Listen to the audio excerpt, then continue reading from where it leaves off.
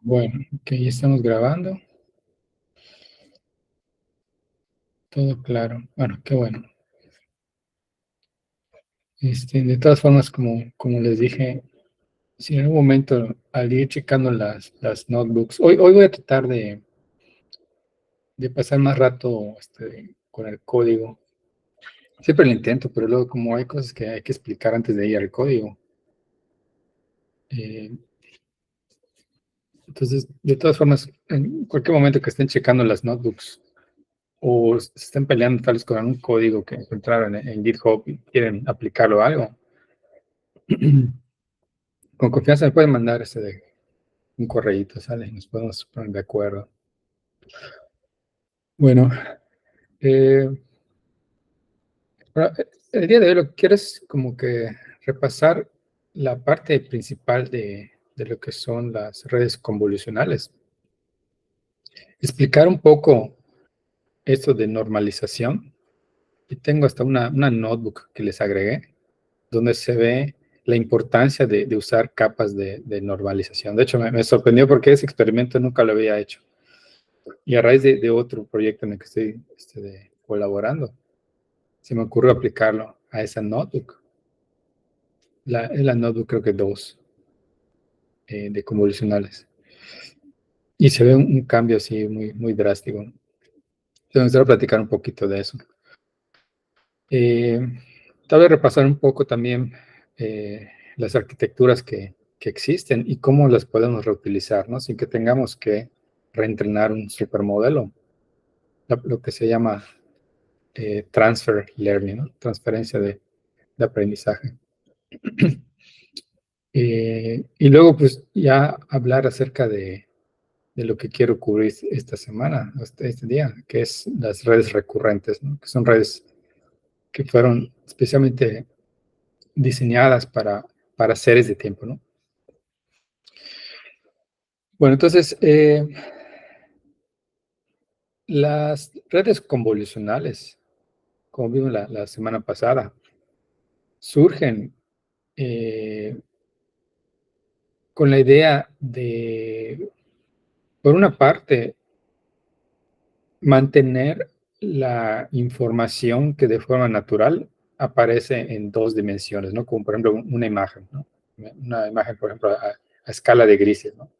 Donde básicamente es una matriz de dos dimensiones, ¿no? Número de columnas por número de renglones. Eh, Anteriormente, como las imágenes se procesaban usando las redes estándar, vimos que lo que hacían era que básicamente destruían la imagen y cada valor de cada píxel lo iban colocando en un vector, ¿no? Entonces eso, digamos que funcionaba con imágenes pequeñas y hasta cierto grado, ¿no? Porque se perdía mucha la información espacial, ¿no? Dado un píxel, qué valores tienen los píxeles vecinos a ese píxel, qué es lo que a nosotros nos permite realmente encontrar patrones en la imagen, ¿no? Les decía, si ustedes agarran una imagen y la colocan todos los píxeles en una sola columna, pues no van a entender qué es lo que está allá, ¿no? Se pierde la relación espacial. Entonces, esa es, digamos, la principal razón por la que surgen las convolucionales, cómo mantener esa información, de qué forma se puede procesar tal cual tenemos la información 2D. Obviamente, si es a color, ya son tres canales, ¿no? RGB, cada pixelito son tres valores, cantidad de rojo, verde y azul. Pero aplica lo mismo, ¿no? Ya los superpoderes convolucionales surgen en 2D, pero los puedes aplicar en 3D. Hay incluso está en 1D. Eh, bueno, eso por una parte. Por otra parte, si asignamos un peso a cada píxel, ese era tu problema porque con las imágenes que actualmente se pueden generar de alta resolución, eso implicaría tener millones de pesos y es como que demasiados parámetros para procesar una imagen. Entonces, la otra, digamos, ventaja que tienen las redes convolucionales es que compartes pesos. Entonces, en lugar de asignar un peso a cada píxel, a cada variable de entrada, se generan conjuntos de pesos que se organizan igual en matrices cuadradas, que es a lo que llamamos los kernels, las, matrices de features, mapas de características. Entonces, esos mismos pesos son los que vamos reutilizando. Entonces, vamos reciclando, digamos, pesos, ¿no? Entonces, eso igual hace que sea viable entrenar estas redes. Entonces, la forma en que, digamos, inicialmente crearon las capas de convolución y ya se vio una mejora. Obviamente, a través de los años, pues han estado haciendo más investigación, descubriendo más cosas y han estado mejorando y mejorando eh, estas arquitecturas, ¿no?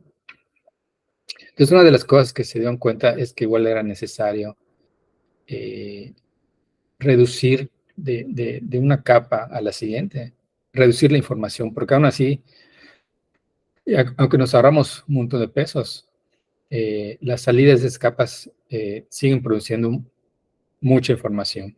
Entonces, digamos que lo que se intenta hacer conforme una imagen es procesada de una capa a la siguiente, a la siguiente, a la siguiente, hasta que tengas una salida, tratamos siempre de ir reduciendo la cantidad de información. Entonces, allá surgen las capas estas de pooling, ¿no?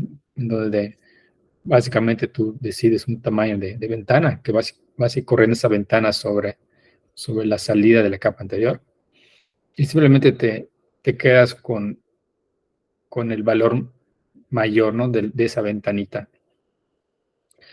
Eso es lo que llama max pooling. Es simplemente quedarte con el valor máximo de los valores de píxeles que están en esa ventanita. O bien puedes también promediarlo, ¿no? Creo que generalmente veo que utilizan max pooling, no tanto el average. No sé, igual el average requiere un poquito más de cómputo, no sé, un max solo es recorrer todos los elementos. El otro tienes que sumar y recorrer o sumar y dividir. Igual y por eso, pero debe ser mínimo lo que agrega en cómputo. Entonces, por eso ven la imagen esta, cómo se va reduciendo cada vez los tamaños. Inicialmente es una imagen, ya después pues, no son realmente imágenes, ya son mapas de características, pero siempre se va buscando reducir el tamaño. Digo, en general, ¿no? Me acuerdo, viene a mi mente una arquitectura que surgió hace varios años que le llaman UNet, ¿no? UNet, y es precisamente porque tiene la forma de una U. O sea, esa red primero reduce la cantidad de información, como está en esta imagen, pero luego va aumentando la cantidad de imagen. Entonces, cuando ellos publicaron sus arquitecturas, que eran igual muchísimas capas, pues la arquitectura al verla así en papel, digamos, se ve cómo baja el número de capas y luego aumenta, ¿no? Entonces formó como una U y le dije, no, pues esa es la UNet, ¿no? La red U.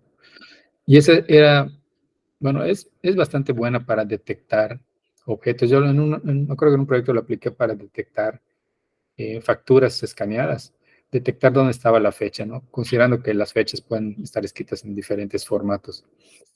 Y lo aprendía bastante bien, con unos cuantos ejemplos de fechas diferentes. La red era capaz de encontrar en la factura dónde estaba ubicar la fecha, ¿no? de la factura.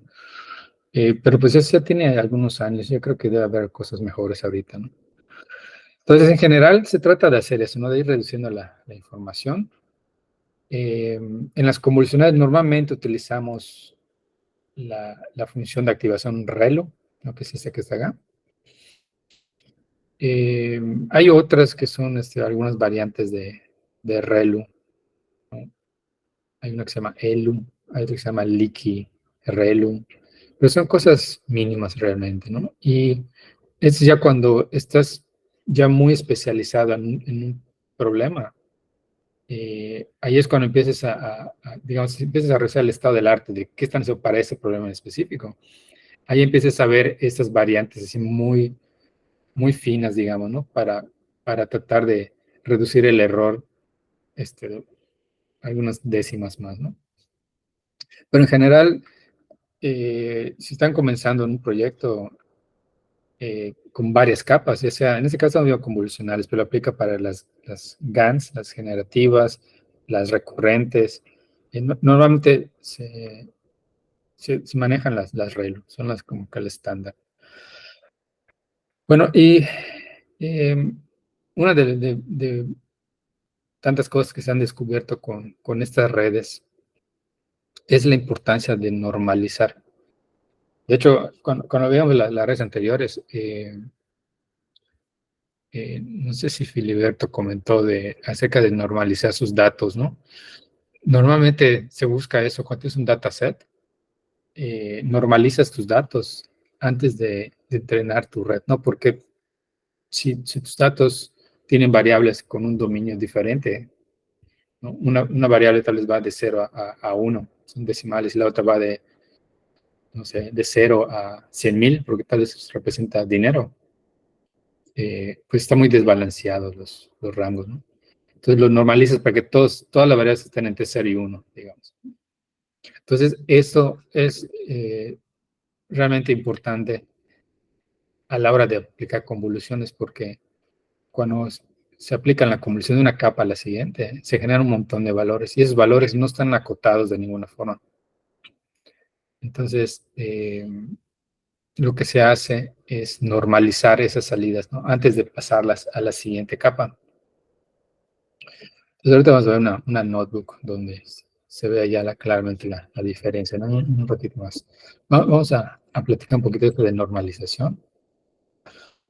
Eh, la normalización, digamos que la estándar, se llama patch normalization, ¿no? Entonces, la idea es, si tú estás entrenando, ya vimos que podemos hacer la retropropagación del error. Lo podemos hacer ejemplo por ejemplo, o podemos definir un mini batch, ¿no? Decir, bueno, voy a calcular el error con 100 ejemplos. Mi tamaño de batch va a ser 100. Y una vez que ya sé qué error hay con esos 100 ejemplos, 100 imágenes, actualizo mis pesos, ¿sí?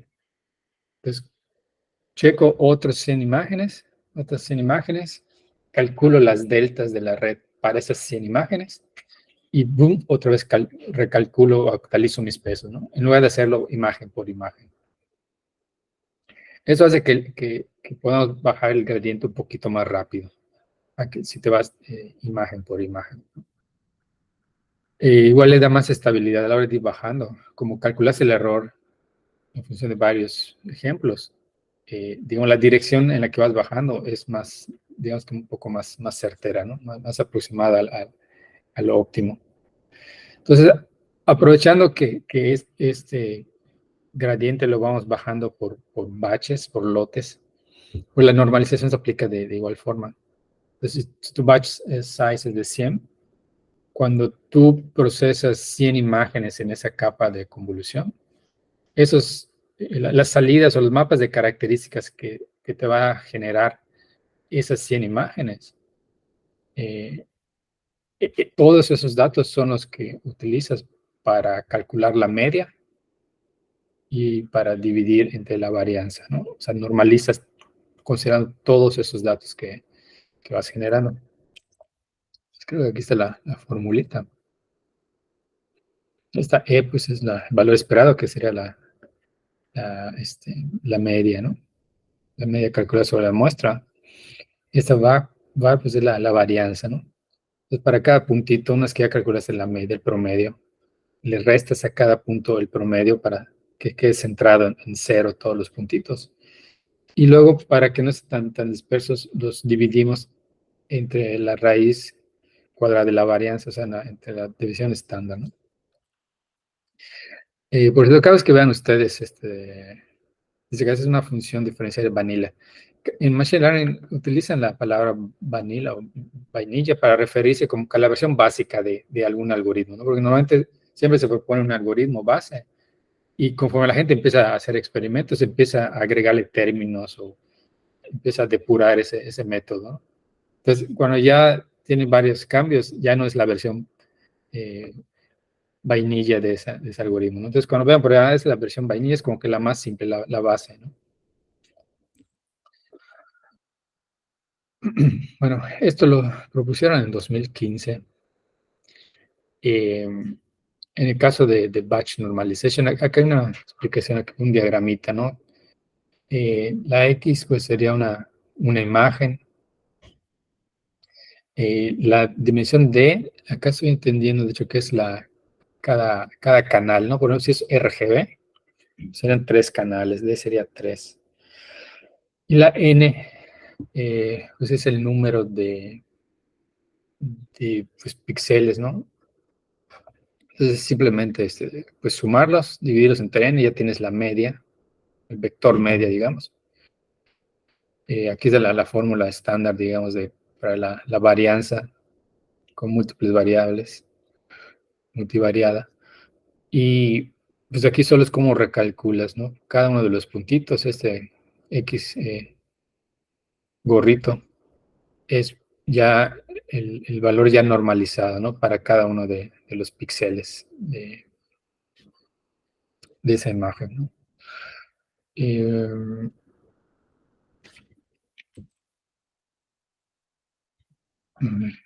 ¿sí? Dice el problema, ¿qué pasa si la media es muy, la media varianza es es una restricción muy difícil, ¿no? Muy de cumplir. O sea que al hacer eso imponemos que los valores solamente estén centrados en cero, ¿no? La media cero. Entonces, una vez que ya calculaste esos valores, si tú calculas la media, pues te va a dar cero, ¿no? Está centrada en cero. Nosotros a propósito hicimos esto al restarle aquí la media, ¿no? Entonces, eso puede ser que sea este, difícil, ¿no? Para el método, o sea, como que estás obligando a que esas salidas deben pasar por allá. Entonces, para no ser tan, digamos, estrictos con el modelo, si queremos que cada vez que saques esos valores estén centrados en cero, le permitimos como cierta flexibilidad. Entonces, la salida final va a ser, digamos, la X ya, esa gorrito ya normalizada, pero multiplicada por gamma y además le sumamos una beta, ¿no? Que son hiperparámetros, que es como para darle cierta flexibilidad al modelo y no ser muy exigentes de que tienen que estar centrados en cero, ¿no? Y tanto gamma como beta se manejan como si fueran pesos de la red, ¿no? Eso los va aprendiendo la misma red, ¿no? Entonces, de esa forma le permite al modelo ir ajustando esos valores. Entonces, esto me parece que esta es la forma en que está implementado en Keras.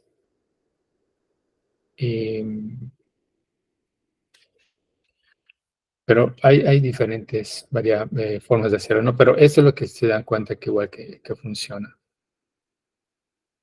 Eh, digamos, ayuda bastante, ayuda bastante la normalización, como vamos a ver en un ratito más en la notebook, en el código.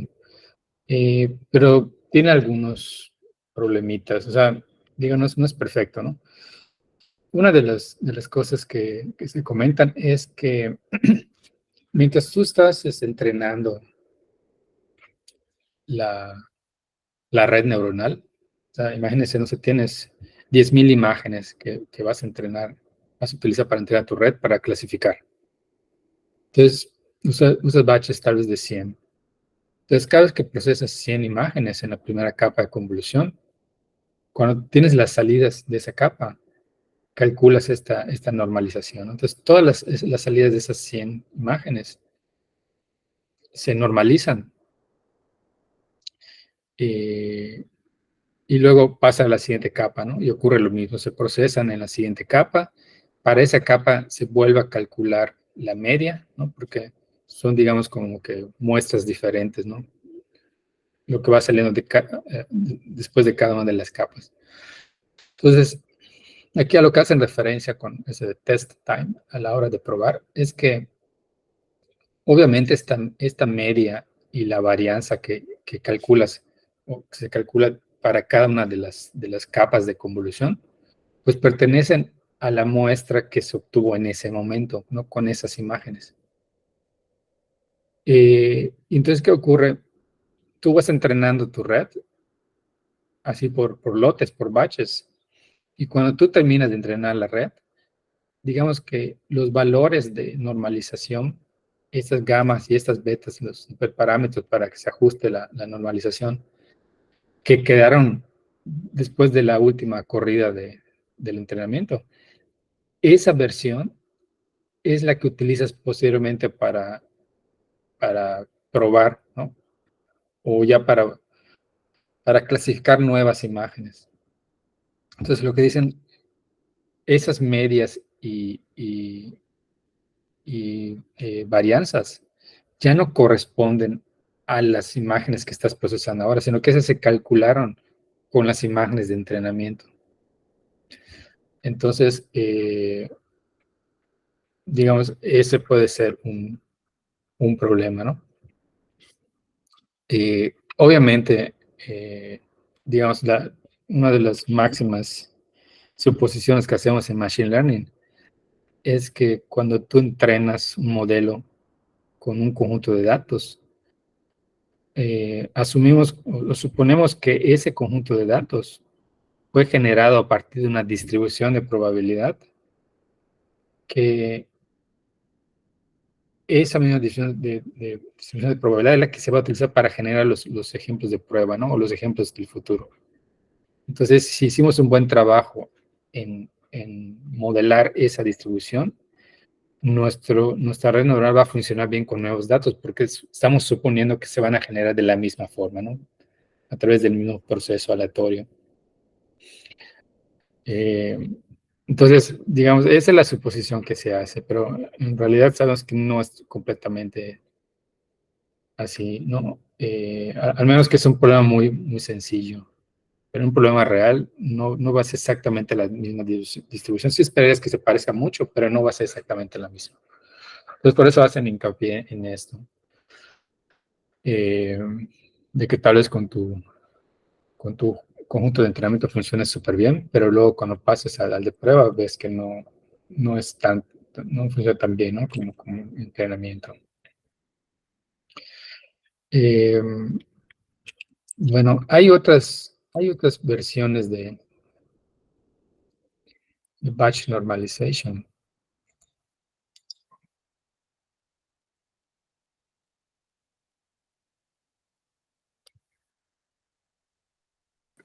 Víctor, tengo una pregunta ahí. Ándale, dime. Quizás, eh, esta epsilon es una cantidad para que no se vaya a cero el denominador. Sí, es un pequeño valorcito, pero Sí. sí, pero sí, es solo para garantizar, porque para que te dé la decisión estándar o la varianza cero, está canijo, ¿no? O sea, tendría que ser muy, muy simple. Pero sí, son solo para garantizar. Bien, entonces, esa epsilon es la misma. Entonces, a cada entrada y salida de la red, perdón, a cada neurona, a cada entrada y salida de cada neurona, haces la normalización. Bueno, a la entrada normalizas con esta fórmula, la de X y J, y a la salida vuelves a transformar, ¿no? Con la ecuación de Y y J. Y así haces entre neurona y neurona. Bueno, así es el algoritmo más bien. Esta variante.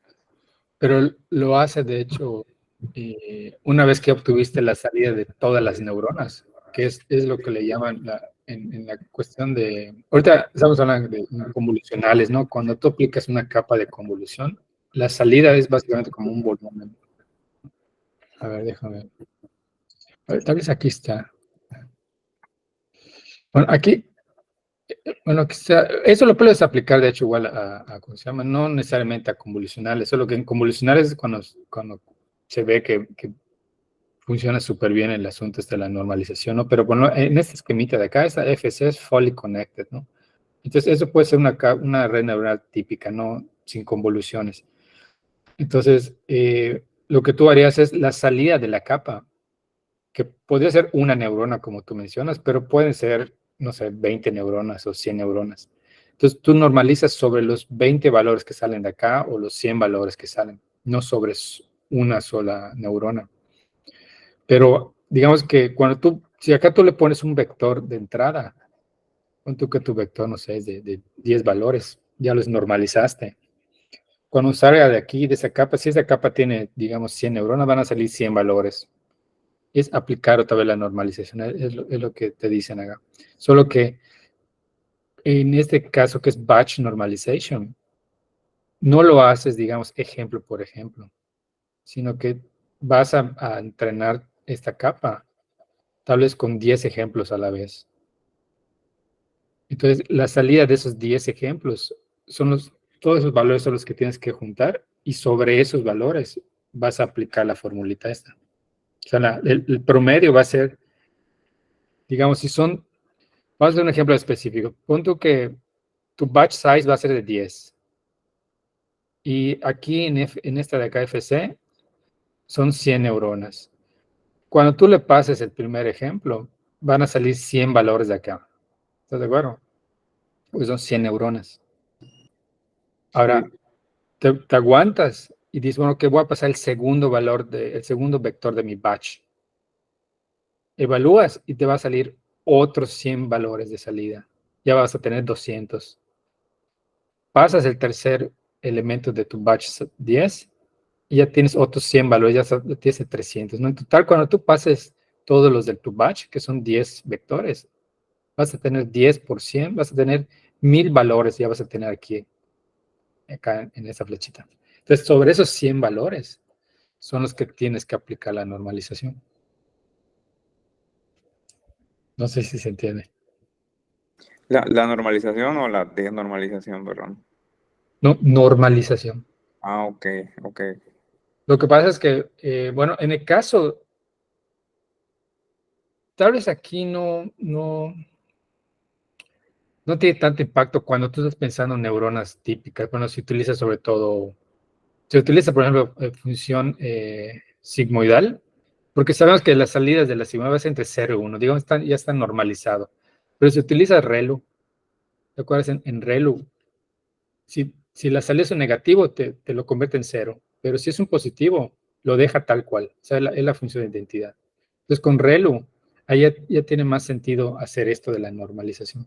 Entonces, ¿cuál es la idea de que la información que sale de esta capa, así como aquí al inicio tú normalizaste para que no domine una variable sobre la otra en el proceso de optimización, es exactamente lo mismo. Apenas esta capa te da sus valores de salida, normalizas para que no haya valores que dominen sobre otros antes de pasarlo a la siguiente capa. Entonces, es la misma idea, como si fueras otra vez a empezar con una capa, pero tus valores de acá ya no son los de entrada, sino que son la salida de otra capa y antes de pasarse a la siguiente los normalizas. Entonces lo has hecho hasta el final. De hecho, aquí no hemos mencionado nada acerca de desnormalizar, ¿no? Porque a veces no es necesario hacer eso. Digamos, en el problema donde tú estás trabajando, entiendo que sí es necesario desnormalizar la información, pero no necesariamente tiene que ser así, porque la entrada es la que normalizamos normalmente, de hecho. La salida, cuando si quieres predecir energía, alguna estructura. Lo que haces es solo normalizar los valores de entrada, pero la predicción la sigues manejando igual que si estuvieras manejando los valores raw, ¿no? Los valores crudos de entrada. Entonces, en tu caso, si tú al final lo que obtienes acá lo desnormalizas, bueno, ya no sé realmente cómo lo estás aplicando, ¿no? Sería una cuestión de hablarlo tal vez de forma privada, independiente, y ver exactamente qué es lo que estás haciendo.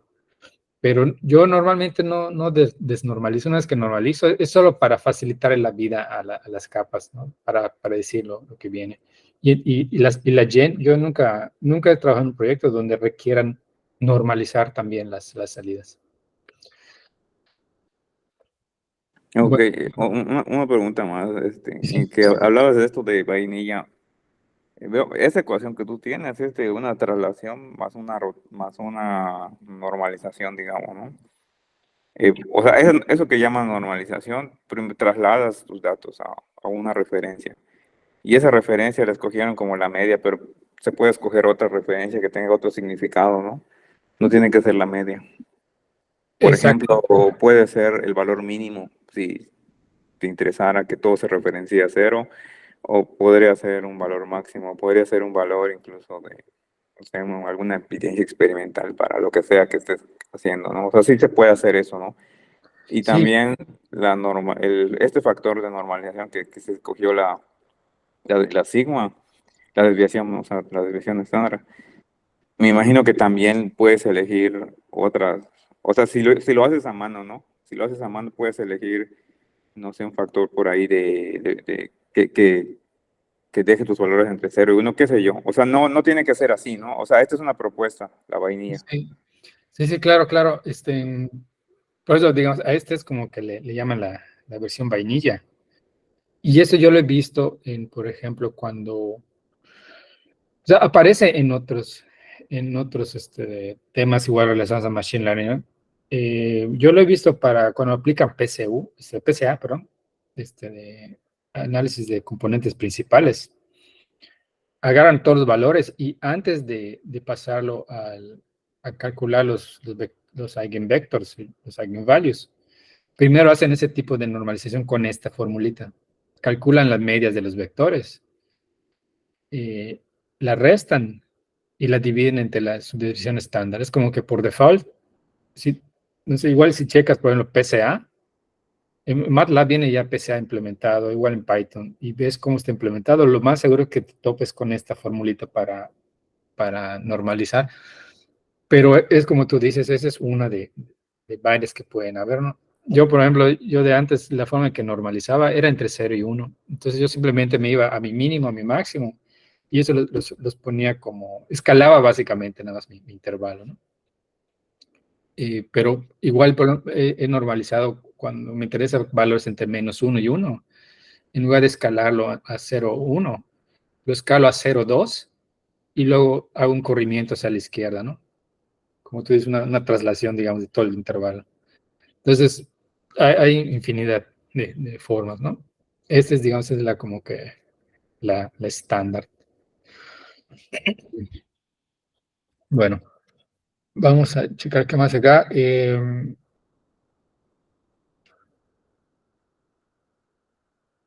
Acá diciendo lo que comentabas hace un momento, funciona diferente durante el entrenamiento y durante la prueba es una fuente común de bichos de box. Eh, Déjame ver qué más hay aquí adelante. Antes de pasar a esto, porque son otras variantes de hacer normalización. Eh, una de las cosas igual que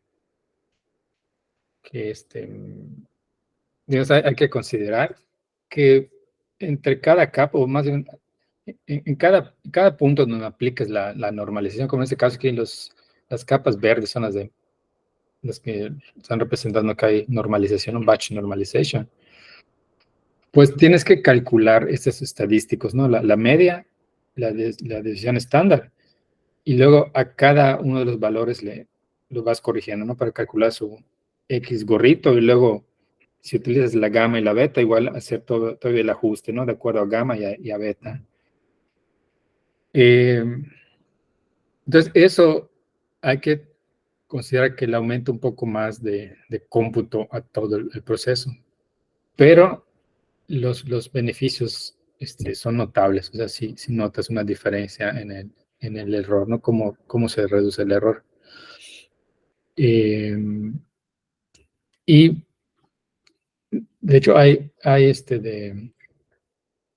estoy trabajando en una idea con otro chavo eh, que tiene un algoritmo ya en lugar de estar calculando esta vector media y la varianza, o en este caso sería la matriz de covarianzas, que lo vaya aprendiendo, así como dijimos que esta gamma y la beta se puede aprender. Él ya tiene un algoritmo para hacer esto, con la idea de que sea más rápido en ese sentido, ¿no? Porque solamente se va a ir modificando como si fuera un peso más. Él ya corrió experimentos con su método pero con bases de datos muy simples, ¿no? Y reporta que al menos el error que se obtiene es comparable, al menos no echa a perder el desempeño de la red en comparación con uno que tiene batch normalization, ¿no? Eh, lo que estamos viendo ahorita es cómo argumentar que, o sea, sí requieres menos cómputo, pero ¿cuál es el beneficio? O sea, si al final vas a tener el mismo desempeño, ¿cuál es el beneficio, no?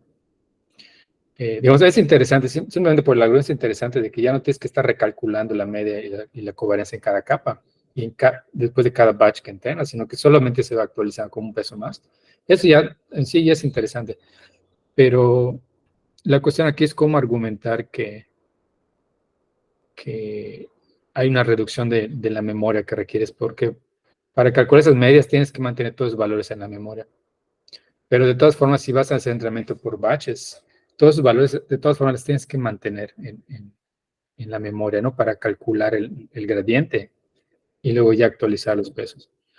Pero, solo todavía se está haciendo investigación en esto. Y son de esas cosas que a veces, cuando menos te lo esperas, surge una variante de esto que hace que mejore, ¿no? La idea del chavo es que más gente pueda entrenar redes grandes, ¿no? Con muchos datos, porque eso implicaría una reducción de la memoria, ¿no? Si se implementa correctamente. Y es lo que estamos ahorita trabajando, de cómo se podría implementar correctamente para que se dé realmente esto de reducir la memoria, ¿no? Entonces, hay muchas variantes ya que se están investigando todavía. Al menos aquí de las estándares, las conocidas, pues la normalita, la que está implementada en Keras, es Batch Normalization. Creo que igual esta de Layer Normalization está implementada. Podemos checar ahorita en Keras, no estoy muy seguro. En Batch Normalization, bueno, en este cubito, acuérdense que de una capa a la siguiente en convolución, lo que genera es un volumen, ¿no? Digamos, si estuviéramos procesando de entrada una imagen a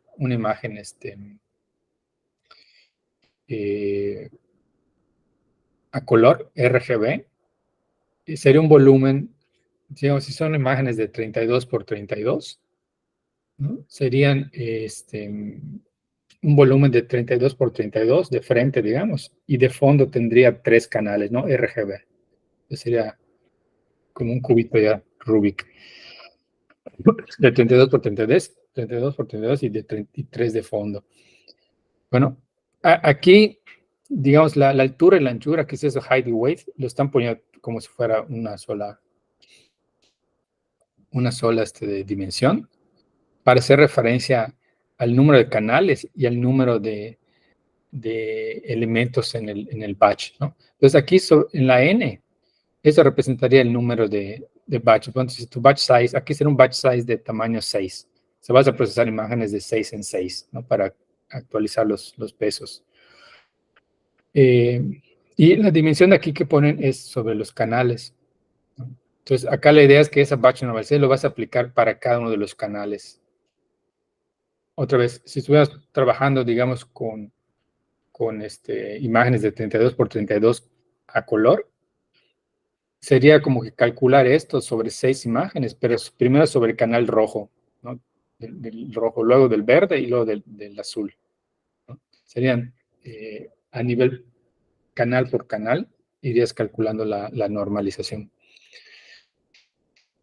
Otra opción es decir, bueno, no me voy a ir calculando sobre un conjunto de imágenes, sino que voy a agarrar una imagen, pero voy a normalizar ahora en la dimensión de los canales. Entonces agarrarías una imagen de 32 por 32 y vas a calcular el vector medio y la varianza sumando todos los valores del canal R, G y B, ¿no? Que, bueno, no sé, igual y para unos casos no es tan bueno porque hay imágenes, por ejemplo, bueno, las imágenes esas de muestras de sangre en las que estuve trabajando para lo del Palacio de Chagas, son colores así no varían demasiado. Entonces hay canales donde casi es siempre la misma información, pero hay otros canales donde sí varía demasiado. Entonces, hacer layer normalization en ese tipo de imágenes, yo creo que será perjudicial, o sea, como que perderías mucha información. Me acuerdo que para esas imágenes era importante, creo que el canal verde era el que aportaba más información. Entonces, si tú lo promedias con el canal rojo y el azul, básicamente pierdes allá información que te serviría, ¿no?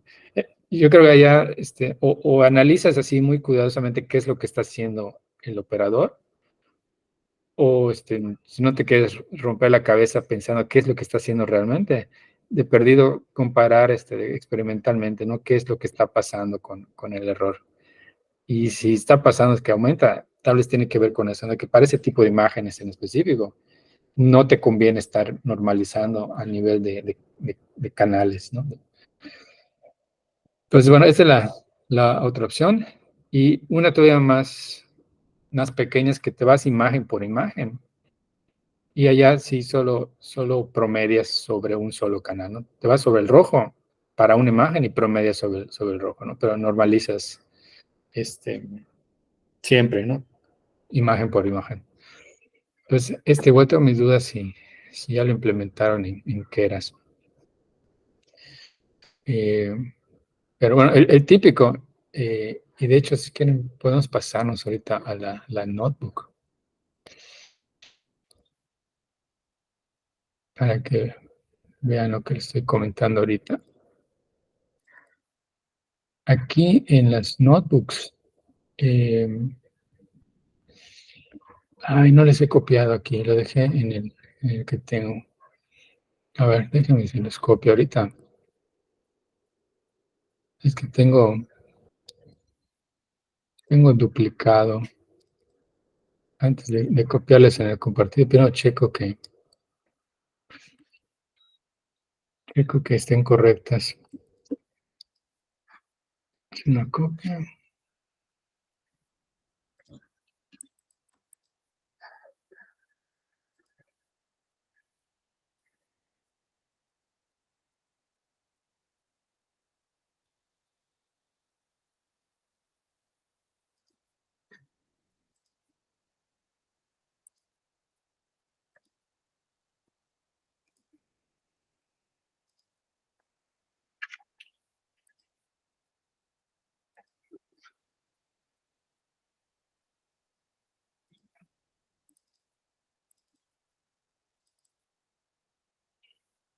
Bueno, esa de acá se las voy a eliminar. Ahora solo cambié una línea de ese código, que es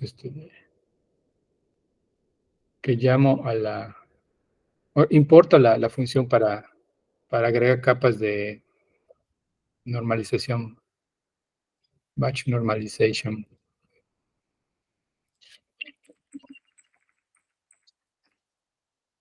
Y este que le puse acá 02A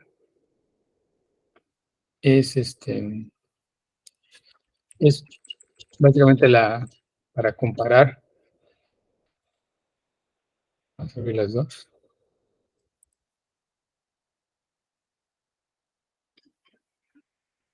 Bueno, esa es prácticamente la que tenían antes, solo que aquí le agregué de batch normalization, que de hecho en este código no lo utilizo realmente, pero solo por si luego acá quieren hacer experimentos para que no les vaya a marcar error. Entonces acá, ¿qué es lo que hice? Esta red, si se fijan, tiene una, no, pero acá, convoluciones, tiene una, dos, tres capas de convolución. ¿Ok? Y aquí la estamos entrenando con la base de datos CIFAR 10, que tiene imágenes de 10 diferentes tipos de objetos, ¿no? Camiones, de ranas, es una ranita, creo. ¿Qué más? Venados, automóviles. Entonces, fíjense, aquí eso lo entrené hace un momento y lo entrené durante 30 épocas. con tamaño de batch de, ay, déme aumento, ¿no? Es muy chico, creo. Batch size de 1000. Y solo dije que me reserve el 20% para hacer validación, ¿no? Entonces, si se fijan aquí en el error, 2.3, 2.3. Víctor, no sé si es mi caso, pero yo estoy viendo la presentación, no estoy viendo el notebook que dices. ¿En serio? Sí, no sé si soy solo yo. A ver. Creo que todos están viéndolo. No estaban viendo la nota, entonces. Yo sí la veo. Yo sí estoy viendo el código. ¿Sí? Ah, ok. Ah, caray, ¿cómo le hiciste? Para solo ver una. Ya hackeaste mi computadora. No, pues Debe ser mi internet del primer mundo. supongo que no tengo control de eso. Como que me imagino que yo, cuando selecciono acá que envío lo que se está enviando. O al menos que se haya congelado tu pantalla. Y estás viendo Sí, es todavía. posible. Creo que es eso, no es que se quedó congelada, digamos, no ha recibido la nueva información. Bueno, espero que ahorita se recupere tu imagen. La cuestión aquí entonces es que, bueno, lo corrí para ver qué error iba a tener. Aquí es 2.3 y la precisión sin hacer la normalización es 0.10. O sea, aquí nos está diciendo que el 10% de las imágenes las predice correctamente, ¿no? Y de hecho, ese es el accuracy con el de entrenamiento, con el de prueba, el de validación, realmente tenemos un 9%, ¿no? O sea, así como está entrenado, le atinaría al 9% de las imágenes, ¿no? Que obviamente es muy bajo ese porcentaje. Ahora, la arquitectura, por cierto, aquí les agregué, ¿no? Igual ya lo sabían, o se les comenté, no recuerdo. Si ustedes ejecutan esta instrucción, NVIDIA-SMI, los que han trabajado con GPUs deben saber de esto. Les muestra qué tarjeta tienes asignada, ¿no? En este caso me asignaron una Tesla T4. Entonces eso a veces es de utilidad para ver cuál te asignan, porque hay 2 o 3 que te pueden asignar de forma gratuita. Entonces, si empiezas a correr tu código y ves que te asignaron una lenta, digamos, de las que proporciona gratuitamente Colab, vuelves a cargar al notebook y en algún momento te van a asignar una de las rápidas. Entonces, un alumno me contó ese truquito. Bueno, entonces aquí es prácticamente el mismo código. Ya puedes ver la pantalla, Filiberto. Todavía. Sí, Sí, ya. Bueno, aquí, fíjate, de hecho, yo creo que sea exactamente la misma red, pero me doy cuenta que ahorita acá solo le puse 2 capas de convolución. En la otra, ¿se acuerdan? Eran 3. Aquí ya le agregué la normalización. Y vamos a ver el error. O sea, todo lo demás es idéntico. Bueno, con excepción de eso de que aquí le puse una capa menos de convolución, ¿no? En teoría, si le pongo otra capa más, pues debe ser un poco más robusto. Entonces, aquí pueden ver el error. En el otro era 2.5 y no bajaba. Aquí ya bajó a 0.8. Pero el accuracy es donde se ve la diferencia, ¿no? El accuracy con los de entrenamiento es 0.7. O sea, aquí el 70% de los de entrenamiento ya los clasifica correctamente. Y con los de validación, o sea, con ejemplos diferentes, hasta un 62%. O sea, pasa de un 9% a un 62%. Y realmente, pues esta red no está, digamos, fine-tuned, ¿no? O sea, no está así súper trabajada. O sea, es nada más como experimento lo puse allá. Y aquí pueden ver la curvas de error. De hecho, tiene más, se ve más interesante, ¿no? Como el azul es el error que va bajando y luego ya se empieza a estabilizar. Con la de validación, pues sí ven allá que se da tumbos, ¿no? Sube y baja, pero la va bajando, digamos, ¿no? Poco a poco. Y las curvas naranja y roja, pues es el accuracy, ¿no? Que este va de 0 a 1, obviamente, ¿no? De 0 a 100%. Entonces ven cómo llega aquí al punto 6 y en el caso de validación, un poquito por abajo, ¿no? Y eso simplemente agregando las capas de batch normalization, ¿no? En cuanto a los parámetros, pues aumenta un poquito, pero se dan cuenta, aumentó, por ejemplo, acá 128 parámetros, que son básicamente las medias y los valores de los vectores media y de la matriz de covarianza. Y en este otro, como son menos valores que entran, pues igual son menos los vectores que requieren. Entonces, realmente, en cuanto a parámetros que tú le aumentes, no es importante eso, o sea, es mínimo el número de parámetros. Ahora, calcular esos medios, como dijimos, pues los tiene que estar calculando después de cada batch que está procesando, ¿no?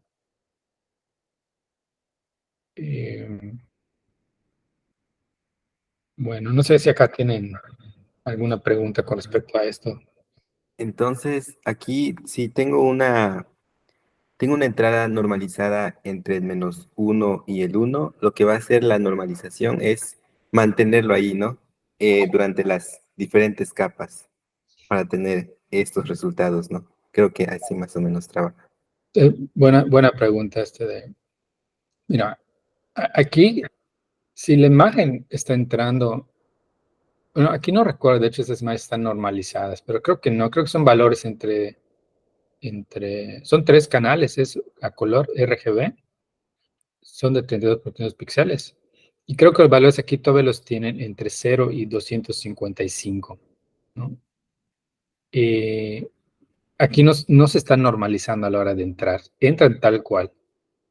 Cuando salen de aquí, de la primera capa de convolución, pues allá también, o sea, no sabemos qué valores toman. O sea, sería tal vez interesante hasta este punto, imprimir tal vez en pantalla o en un archivo, ver qué valores están tomando.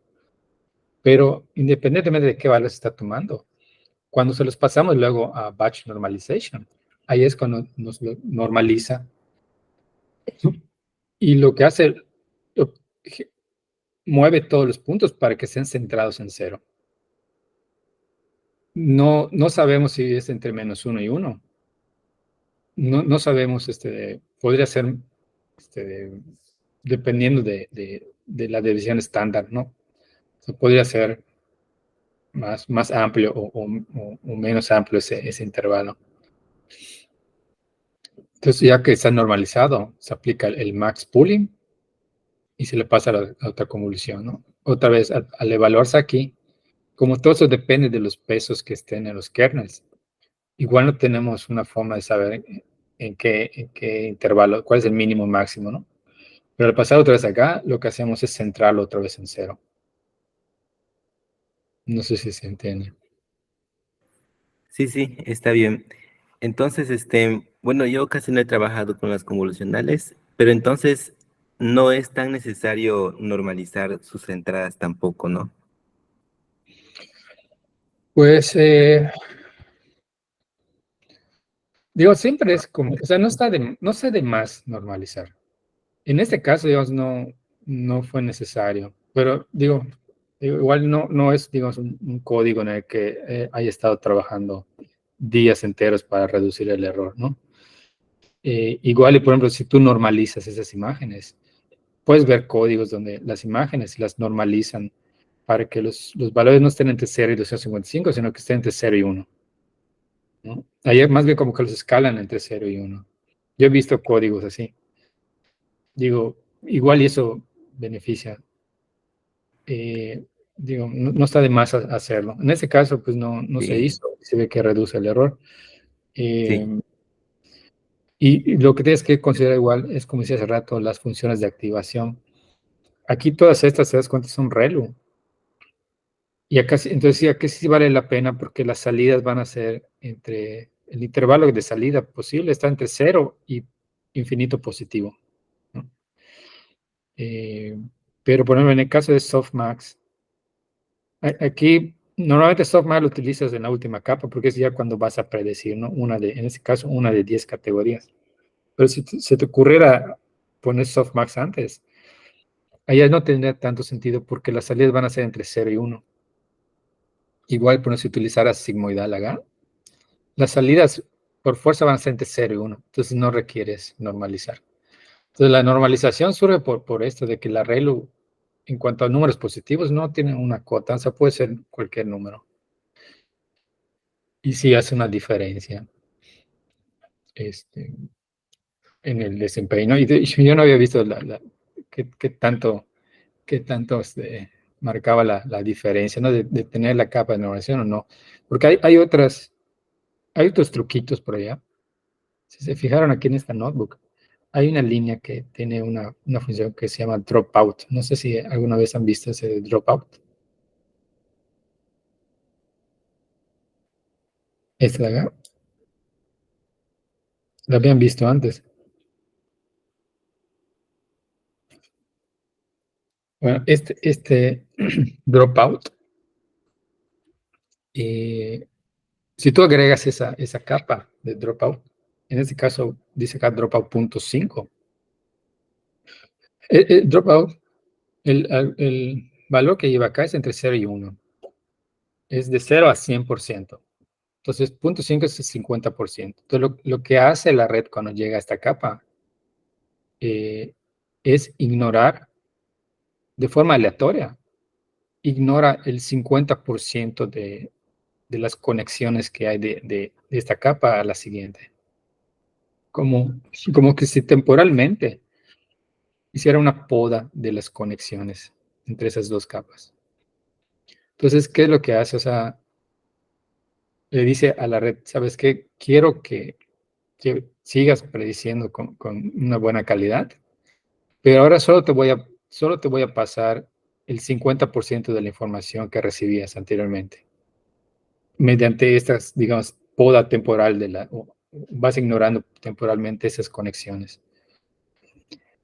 Y esto hace que la red aprenda mejor en algunas circunstancias, ¿no? Que dependen mucho de los datos. O sea, no hay una fórmula para decir, mira, como tienes esos datos y esas dimensiones, te conviene usar dropout y mucho menos, o sea, qué porcentaje te conviene usar. Ese dropout, así como ahorita en las conversaciones vemos que batch normalization influye bastante en el desempeño. Este dropout se utiliza mucho con las redes GANs. Son esas redes como la red de StyleGAN que produce imágenes fake, ¿no? De personas. Entonces, ahí se utiliza mucho dropout. Eso realmente no sé cómo se les ocurrió esta idea, pero pues lo que sí se sabe de nuestros cerebros, y la idea es como que una emulación del cerebro natural, es que cuando pierdes partes de las neuronas, el resto de las neuronas trata de compensar, ¿no? La falta de ese procesamiento. Entonces se adaptan, ¿no? Es muy plástico el cerebro.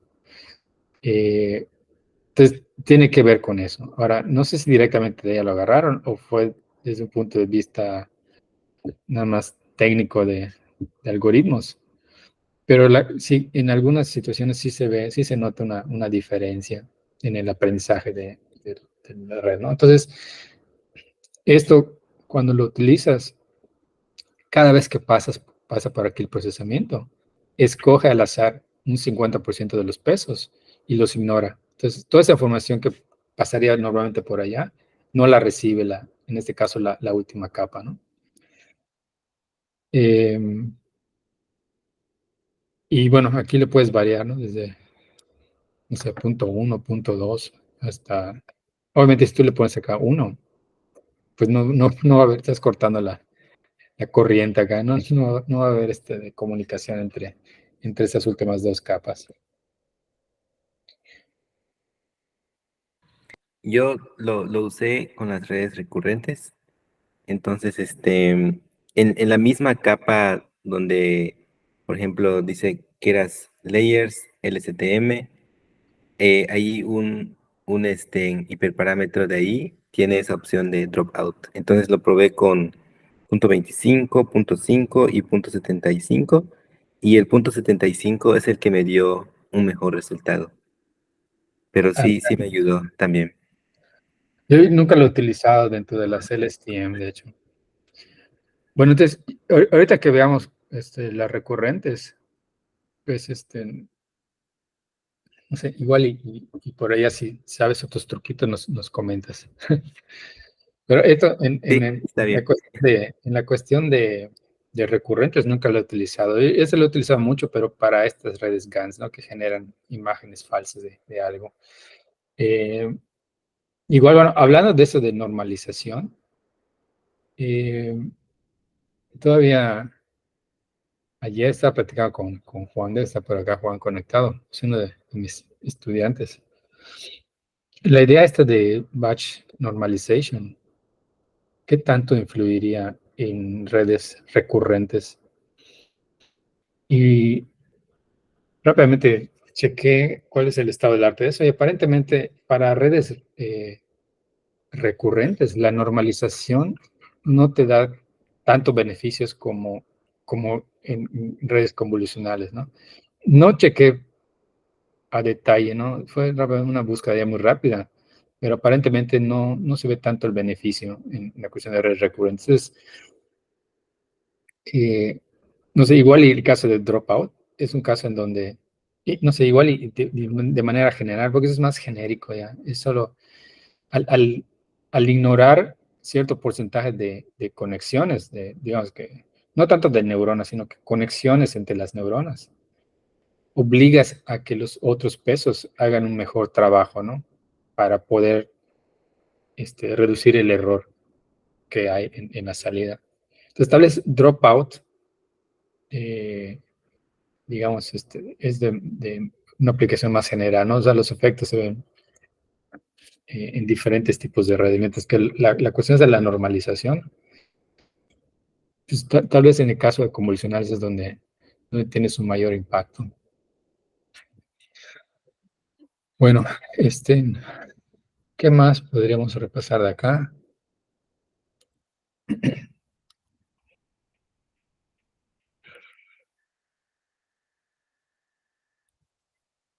Bueno, con respecto a esto de la convolución, de hecho, ¿tiene alguna duda? Y lo del max pooling, sí, queda claro qué es lo que están haciendo internamente las redes. Bueno, acá está la de max pooling, ¿no? Solo vas moviendo una ventana, en este caso de 2 por 2 y solo vas conservando los máximos, ¿no? En este caso, en el rosado es el 6, en el verde es el 8, en el amarillo el 3 y en el azul el 4, ¿no? Y puedes jugar también con el stride, ¿no? Que es cuántas columnas vas corriendo esta ventanita.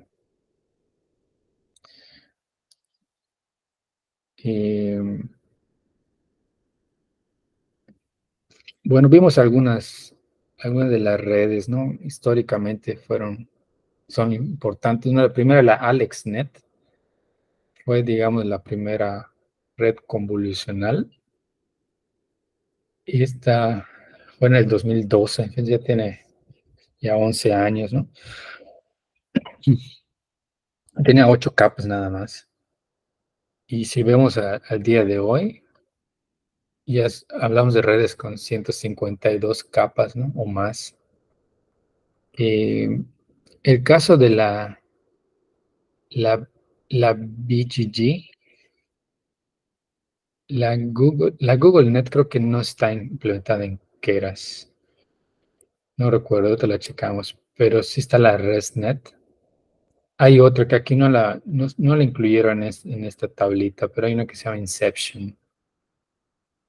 Eh, la Inception, de hecho, fue propuesta por Google y esa sí está en Keras. Entonces, igual y es o igual y es otro nombre que le pusieron a esto, o es un derivado de esto. Pero lo que es importante es que, eh, digamos, es interesante ver las diferentes arquitecturas. Por ejemplo, esta es la AlexNet, ¿no? La primera que hablábamos, fíjense, convolucional, en convolución 1. O sea, convolución 1, ¿cuál ve que es convolución 1? Es que lo aplican hacia los canales, ¿no? En un solo píxel, digamos, pero hacia el fondo. Entonces, por ejemplo, en esta de acá, este volumen, ve que es de 128 de profundidad, el volumen. Entonces, como que ahora es un pixelito, pero lo convolucionas al final. O sea, básicamente haces el producto punto de un vector, pero hacia el fondo. No, pero aquí solamente es el índice, es convolución 1, convolución 2, son 5 capas de convolución, pero es que en Keras van a ver convolución 1D, convolución 2D, convolución 2D es como estamos usando acá, ¿no? 2D. Hay 1D y 3D. Entonces yo la primera vez que vi el 1D, ¿a qué se refiere eso? Entonces se refiere a eso, a que convolucionas pero hacia el fondo. En este caso son 16 canales. Es un producto punto de dimensión 16, ¿no? 16 valores vas a multiplicar y sumar. Y acá solamente son 5 capas de convolución. Si dan cuenta, no en todas utilizaban max pooling. Pero, por ejemplo, acá se usa normalización, y ya. Después de esas convoluciones ya no decidieron usar normalización. Igual y no vieron mejora, ¿no? Y al final ponen 3 capas totalmente conectadas. Son digamos, esas F6, 7 y 8. Son, digamos, neuronas típicas donde no hay convolución, no se comparten pesos, entonces son totalmente conectadas, ¿no? Por cada pixelito que sale de Max Pooling 3, cada pixelito va a tener su peso privado, ¿no? Solo exclusivo para ellos, para cada píxel. Bueno, digamos, aquí eran las primeras, la primera red que, digamos, funcionó mejor que lo que se había estado haciendo antes, ¿no? A partir de acá, pues ya viene un montón de ideas. Y las que conocemos, pues son las que finalmente pues tuvieron mejor desempeño, ¿no? Pero estoy seguro que hay un montón de redes por allá que están de incógnitas todavía porque pues no se hicieron tan populares, ¿no? Entonces, de las ideas más relevantes, bueno, la BGG es muy famosa. De hecho, a veces de la BGG la que se utiliza mucho como para hacer transfer learning. Es como que la más práctica, ¿no? Digamos, tiene bastantes capas. O sea, si utilizas de esta como base, ya, digamos, extrae bastante bien los patrones de las imágenes, ¿no? Y no está tan pesada. Por ello te podemos ver la tablita de cuántos parámetros tiene cada red, ¿no? Entonces, esta BGG, al menos esas dos versiones son como que las más populares. Eso tiene que ver con el número de capas que tiene BGG 16 y BGG 19. Y acá algunas características. Esta fue en el 2014. 2014, 9 años, hace 9 años. Pero hasta que, fíjense, aquí no tiene nada de raro. O sea, es convolución, pooling, convolución, pooling, convolución, pooling, y luego 3 capas de totalmente conectadas, ¿no? O sea, básicamente la BGG fue como que agregarle más capas con respecto a la AlexNet y jugar con diferentes tamaños de kernels, ¿no?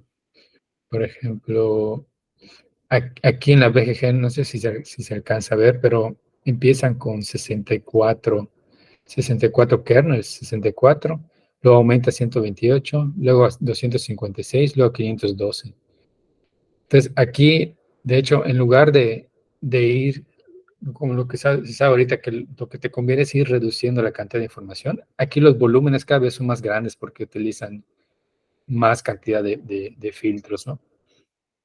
No es de 512, cuando sale de aquí para el pooling, sale, bueno, no sé de qué tamaño salen las imágenes, la resolución, digamos, si fueran imágenes, pero la profundidad es de 512, ¿no? pero digamos, de alguna forma funciona, ¿no? Igual tiene que ver con las capas totalmente conectadas, pero de hecho aquí las capas totalmente conectadas, veo que no lo cambiaron con respecto a AlexNet. Tienen una capa de 4096, otra de 4096, otra de 1000 y luego ya la pasan a la Softmax, que es la que va a ser la clasificación. Bueno, entonces, lo que hacemos en Transfer Learning, ¿se acuerdan? Es cargamos los pesos ya entrenados por alguna empresa. En este caso, Kers ya tiene pesos ya preentrenados. Y todo lo que es el cuerpo de la red, que iría desde la primera capa de convolución hasta el último pooling. Allá no hacemos nada a los pesos, los mantenemos tal cual. Les ponemos una opción que dice trainable false para que no se modifiquen. Y solo jugamos con las últimas capas. De hecho, estas capas nosotros las podemos crear como queramos, ¿no? Y esto es lo que en una de las notebooks les muestro cómo hacer. Ahorita lo checamos otra vez. Entonces, cuando tú entrenas ya con tus imágenes en particular, o sea, las que tú quieres trabajar, solo actualiza los pesos de acá. Entonces, es súper rápido porque son pocos pesos realmente, ¿no? Al menos que aquí apiles ese de 10 o 20 capas, obviamente ya va a ser más tardado, ¿no? Pero normalmente con unas cuantas capas. En el experimento que les puse en la notebook, de hecho, solo agregué solo agregué un softmax, si me acuerdo bien. Ni siquiera le puse esas capas de acá. Yo se lo mantuve igual y solo le agregué softmax. Bueno, entonces, esa es la utilidad. Y también hay otra cosa importante. Yo aquí estoy hablando de imágenes, porque para eso fueron diseñadas, pero si tú tienes datos que de forma natural los puedes colocar en matrices, igual aplica, ¿no? La idea es que si hay una relación espacial entre esos valores, lo va a explotar la red neuronal, o sea, se va a aprovechar de eso o lo va a utilizar para reducir el error de la predicción. Pero si no de forma natural no existe, también lo pueden aplicar. O sea, cuando vino el boom de estas redes, que empezaron a tener buenos desempeños, lo aplicaron a todo tipo de datos realmente. Lo puedes aplicar, por ejemplo, a información en grafos. Ya saben que los grafos los puedes representar como matrices de adyacencia. Pues igual se lo puedes aplicar a grafos, solo que hay redes ya especialmente diseñadas ahora para grafos, ¿no? Pero en teoría, digamos, es otra forma de procesar la información con menos parámetros y considerando las relaciones que hay, ¿no? Espaciales. Entonces, no necesariamente tienen que ser imágenes. Si tú tienes datos de, no sé, alguna base de datos y los puedes arreglar en 2D o como un volumen, también lo puedes correr.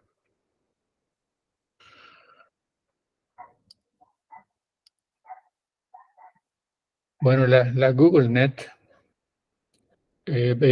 bueno, creo que a eso le llaman la Inception, ¿no?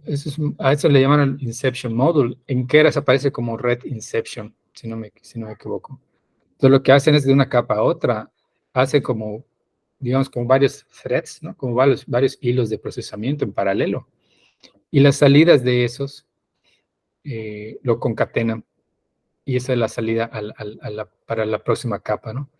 Entonces, en lugar digamos, de decidir por una secuencia específica de convoluciones, generan allá n variantes. En este caso son 4 variantes. Y las procesan las 4, ¿no? Parece, bueno, esas 4 pueden extraer features diferentes, así que vamos a generarlos, obtenemos los features, los concatenamos y se lo pasamos a la siguiente capa. Y eso igual fue una idea que funcionó. Y pues, pero ya ven que ya empieza a quedar todavía más compleja la red, ¿no? Esa es la famosa GoogleNet. Y bueno, acá son ejemplos muy específicos de procesamiento. Creo que la otra que valdría la pena repasar es la ResNet. Es en 2015. Allá en ResNet son lo que probaron y funcionó y ahorita se sigue utilizando, sobre todo en las redes que vamos a ver posteriormente, que son las redes Transformer, que son las últimas que se han propuesto y parece que eso es lo que está cambiando todo el mundo de las redes neuronales y de la inteligencia artificial. Se utilizan también las redes, las conexiones residuales. Y la conexión residual es básicamente información que tienes disponible en esta capa, cualquiera que sea la capa, esta información, se la pasas tal cual N capas hacia adelante, ¿no? Que aquí en este caso se brincaban 2 capas. Entonces, eso es con la idea de que, además de que la red extraiga features de esta información X, le pasas al final la misma información X original, ¿no? Sin ningún procesamiento. Y acá simplemente lo sumas, o sea, lo sumas posición por posición. Tienen que ser obviamente de la misma dimensión, ¿no? La matriz, o sea, si esa matriz es de, no sé, por decir algo de 1000 por 1000, la salida de esta capa de acá también tiene que ser de 1000 por 1000, entonces ya solo las colocas y las sumas posición por posición. Y eso se le pasa al resto de la red, ¿no? Y lo repiten varias veces. Bueno, eso de las conexiones residuales fue todo igual un éxito, ¿no?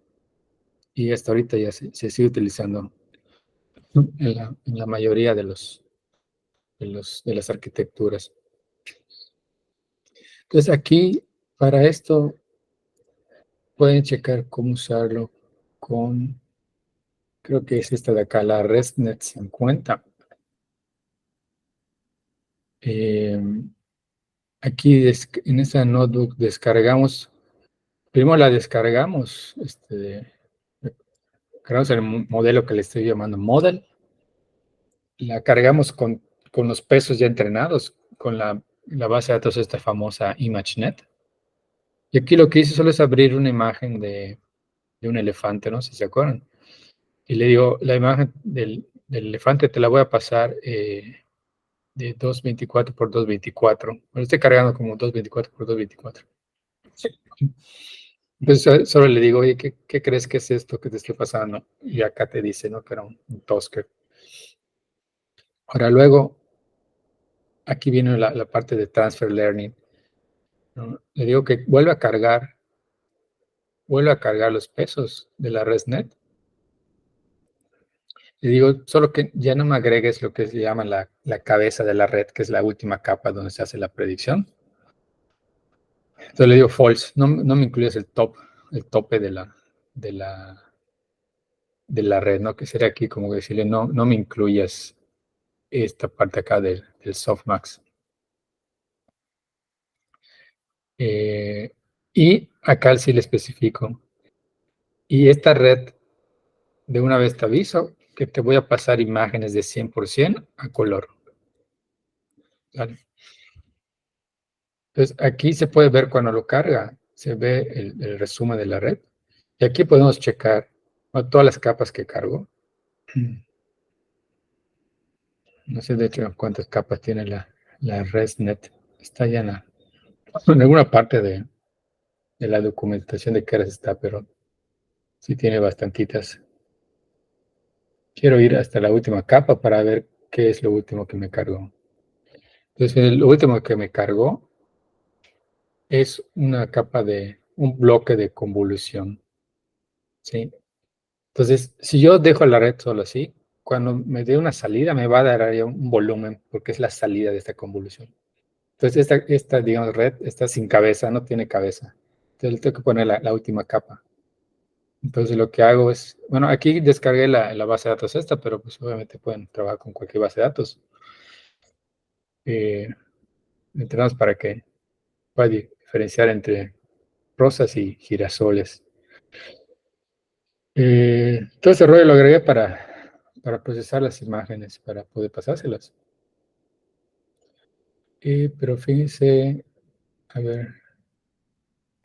Doc, Sí, Doc, ¿y qué pasa si en una imagen tengo, o sea, si en la misma imagen aparecen rosas y girasoles? buena pregunta. Pues yo creo que va a ser allá un volado, ¿no? O sea, como está, bueno, así como está entrenada o como cree esta red, allá solo te va a decir, como es un softmax, te va a decir una con mayor probabilidad que la otra, ¿no? O es una o es otra. Pero si tienes ese caso donde, como el caso del, del elefante, ¿no? Que la primera categoría te dice que es un Tusker, son los elefantes con sus colmillos largotes, pero en la segunda opción dice elefante africano, ¿no? Entonces las dos son válidas. Entonces aquí tal vez sea ese caso de, bueno, tiene rosas, pero también tiene girasoles. Entonces allá, eh, o te vas, digamos, no sé, o sea, si tú entrenaste pensando que solo va a ser una de los dos, pues tus ejemplos solo van a estar etiquetados como 0 o 1, ¿no? O más bien, o es rosas o son girasoles. Pero si tú tienes y tú quieres determinar si hay de las dos, tendrías que, en tu reentrenamiento, tendrías que agregar otra categoría más, que sea, estas contienen rosas y también girasoles, ¿no? Yo creo que sería más específico de esa forma, si eso es lo que te interesa. Pero tenías que darle esos ejemplos, si no, obviamente, como en este caso, así como está acá, solo te va a decir lo que cree más probable. Entonces, si hay mayoritariamente rosas y por allá una esquinita hay un girasol, pues a veces son rosas, ¿no? Aunque se coló por allá un girasol o al revés.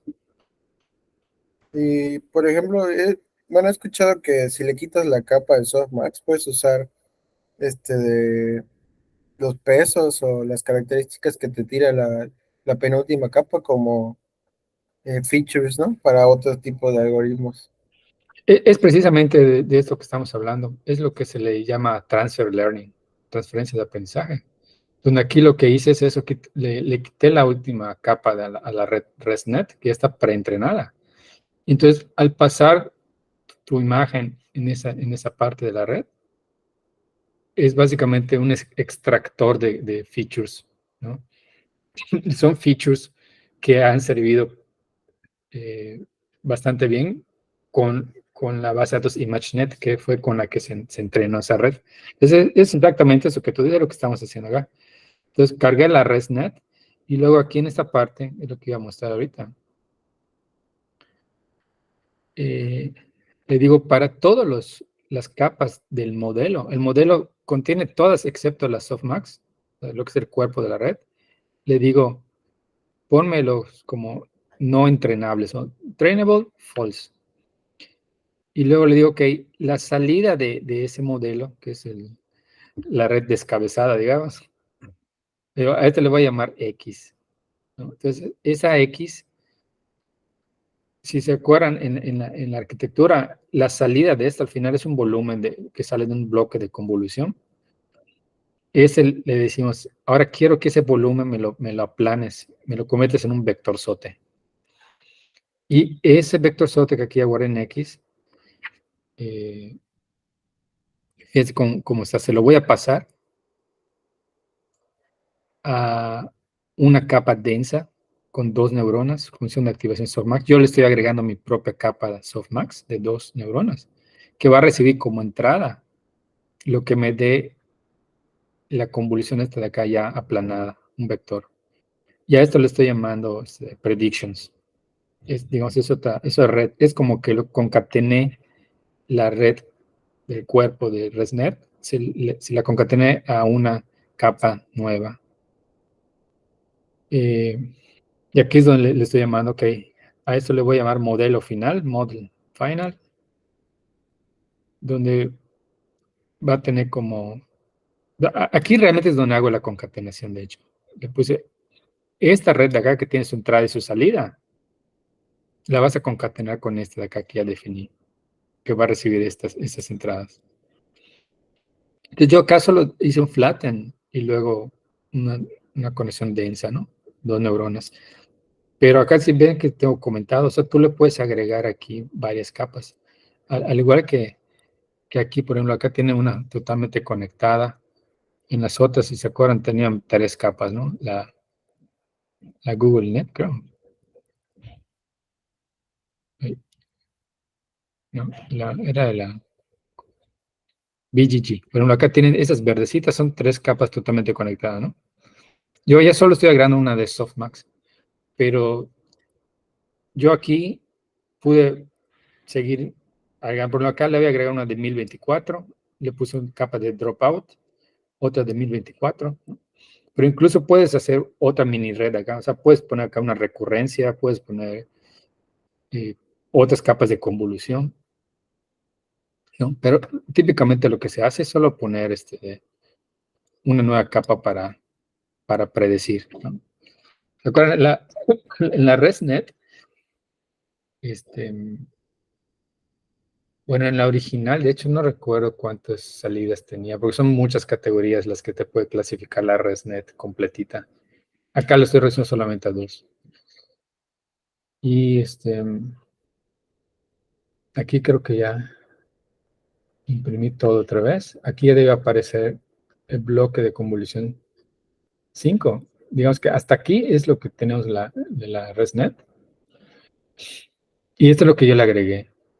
Uno para aplanar el volumen que sale de COM5 y luego ya la capa densa de 2, ¿no? Y fíjense, aquí son 32.768 valores. Esos son los que van a entrar a estas 2 neuronas de GAN. Sin embargo, fíjense, los valores que son los parámetros entrenables son 65.538. O sea, son esos de acá por 2, más los bias, ¿no? Porque son los únicos pesos que voy a estar entrenando. Los no entrenables son 23 millones y medio de parámetros que no son entrenables, que son de esta capa para arriba, ¿no? Que es lo que es el cuerpo de la red.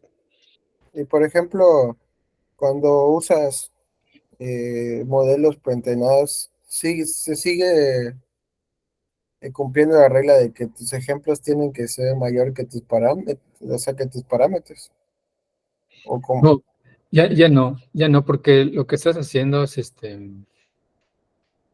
digamos, la idea es de que tu modelo necesitas muchos más imanes que parámetros. Ese es por el caso de que estás todavía por encontrar los pesos adecuados, ¿no? Los parámetros adecuados. En este caso ya lo tienes. Entonces, el cuerpo de la red, verlo simplemente como una función que un wizard o un mago te pasó y que es muy buena para extraer los features. Entonces, en dado caso, si quieres fijarte en esa relación, te fijarías únicamente en los pesos que estás reentrenando, ¿no? Porque esos pesos de acá, cuando tú creas esos, son aleatorios esos pesos. Entonces, cuando tú le dices entrenar, solo esos va a estar afinando, digamos, ¿no? Los otros se quedan fijos.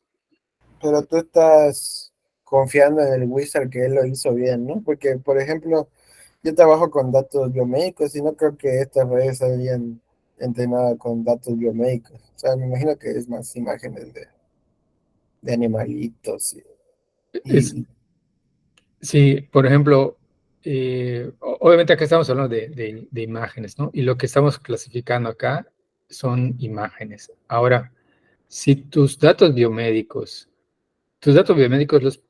los puedes organizar en arreglos como tipo imágenes. O sea, sí, sí, imágenes como resonancias o ultrasonidos, que ya de por sí vienen como imagen. sí funcionan. Sí creo que funciona. De hecho, será un buen experimento que lo hagas y nos digas qué tal.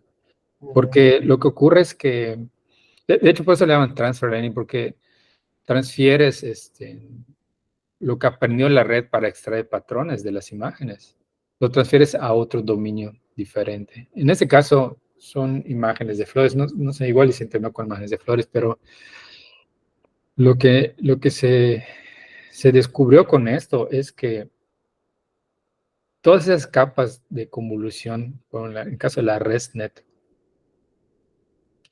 que fue entrado con una base de datos enorme de imágenes, al final lo que hacen es extraer características de esas imágenes que no sé, tipos de esquinas, tipos de bordes, relación entre zonas claras y oscuras, que funcionan en general.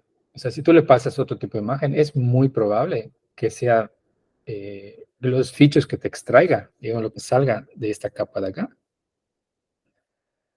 sean features muy buenos. Y luego tú solo tengas que encontrar cuál es la configuración correcta de estas últimas capas para que resuelvas tu problema. Entonces, yo estoy casi seguro que si tú se lo aplicas de esta forma, cuando te agarras esta notebook y en lugar de pasarle las fotos de las flores, le pasas esas fotos que tienes, estoy casi seguro que va a funcionar bien. Es cuestión nada más de que lo pruebes. Porque esa es la idea de Transfer Learning. Y la ventaja es que, bueno, hay varias. O sea, esta es una que, digamos, escogí, pero si se acuerdan allá en la página de Keras, hay varias que ya vienen disponibles, ¿no? Depende de cuál quieras probar. Y yo creo que sí funcionaría. De hecho, no he hecho el experimento con las imágenes de Chagas, pero, bueno, yo no, pero una colega de la facultad, y yo hace rato que ya dejé de trabajar con eso de Chagas, pero hay gente que sigue trabajando en eso.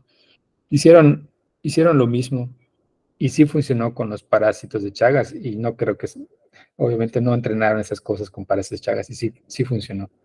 Entonces, si son imágenes de ultrasonido, rayos X, habría que ver, pero yo apostaría que sí funcionaría bien. Tal vez Ok. luego se requiera un fine tuning allá más preciso, pero de entrada yo creo que sí funcionaría decentemente. Hazlo y nos comentas a ver qué pasó. Eh, Ok, ok. una vez estuve viendo un poco eso de Transfer Learning, entonces había ahí dos puntos, ¿no? De que a veces el aprendizaje que es transferida es negativa y a veces es positiva. Entonces, dependiendo qué tan parecido tal vez están las distribuciones de los datos en esos dos dominios, por ejemplo, si son muy diferentes, entonces es negativo, pero si son muy parecidos, entonces es positivo. Entonces, si los datos son muy diferentes a la red que se había entrenado y a lo que quiere extraer, entonces creo que ahí puede haber un detalle, ¿no? Pero si son muy parecidos, como por ejemplo, si ya entrenaste una red como la BGG con imágenes de flores de 1000 clases, pero ahora quieres hacerlo con dos imágenes de flores, dos clases de imágenes de flores, y no estaban ahí entre las 1000 anteriores, entonces cuando tú lo transfieres, tal vez ahí pues sí es muy alto la probabilidad, ¿no? Solamente es un comentario. Sí, tiene sentido, porque obviamente, bueno, si tú entrenas, si esa ResNet lo hubiera entrenado con imágenes, no sé, muy parecidas entre sí, o sea, que no haya diversidad de patrones, pues estaría muy limitada, porque solo aprendió los patrones que observó, digamos, ¿no? Pero como esta ImageNet es una base de datos enorme de imágenes, no sé qué tantas categorías tenga, pero es una base de datos enorme, pues eh, sí logran extraer filtros, mapas de características que aplican para diferentes dominios, ¿no? Pero si es diferente que la hayas entrenado, como tú dices, por ejemplo, con imágenes sí, muy variadas, a que se lo hubiera entrenado con imágenes, no sé, de tazas, ¿no? Está muy limitado el dominio. Entonces, la idea de eso es que lo entrenaron con tantas imágenes tan variadas como pudieron, con la idea de que pueda generalizar mejor, ¿no? Que en general pueda funcionar. Y obviamente también pues va a depender de qué tan buena es la red. Puede ser que tal vez esta ResNet 50 funcione bien para estas bases de rosas y girasoles, pero si luego yo me descargo otra, ¿no? Por ejemplo, aquí les puse igual la de la BGG 16. La BGG 16 tiene menos capas, tiene 16 capas, nada más la ResNet creo que tiene 50, por eso es ResNet 50. Pues igual, aunque fue entrenado con la misma base de datos ImageNet, pues no es tan potente como la ResNet, ¿no? Entonces, tal vez, aquí no he hecho el experimento, pero igual y con esta no funciona tan bien como funcionó con las flores, ¿no? Entonces, ahí sí es esa cuestión de que no queda de otra más que experimentar y ver cuál te da mejor desempeño.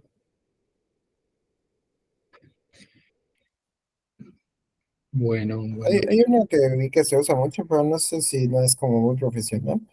La YOLO, la que es como para tracking, ¿no? Sí, sí, sí. De hecho, les decía que no recuerdo cuál red utilizaban con Transfer Learning para eso, los parásitos de Chagas, y reportaron que sí funcionó. De hecho, creo que hasta publicaron un artículo con los resultados.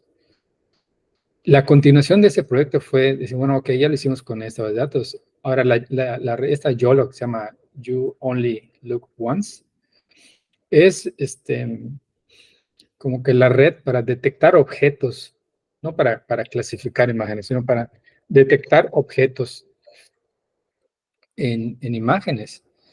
Es la más potente que se conoce, ¿no? Eh, a veces hay que permítame un momentito, es que deben venir a checarme un aire acondicionado.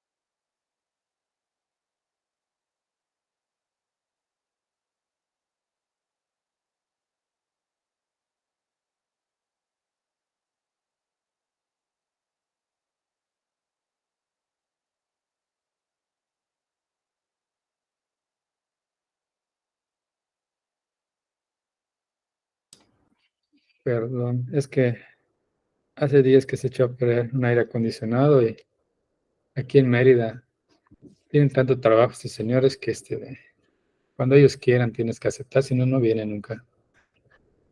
Entonces, qué bueno que ya está viniendo para acá. Eh, ya me perdí, no sé qué estamos platicando. Del YOLO. Bueno, nos quedamos en Ah, sí, que cierto, de YOLO, perdón. Sí, de hecho, ayer corrimos hicimos un experimentito con unos estudiantes, vinieron estudiantes de la Universidad de Texas A&M. Hay un convenio aquí con el estado de Yucatán, entonces vinieron de un grupo de chavitos son del primer semestre y visitaron varios centros de investigación aquí en Yucatán.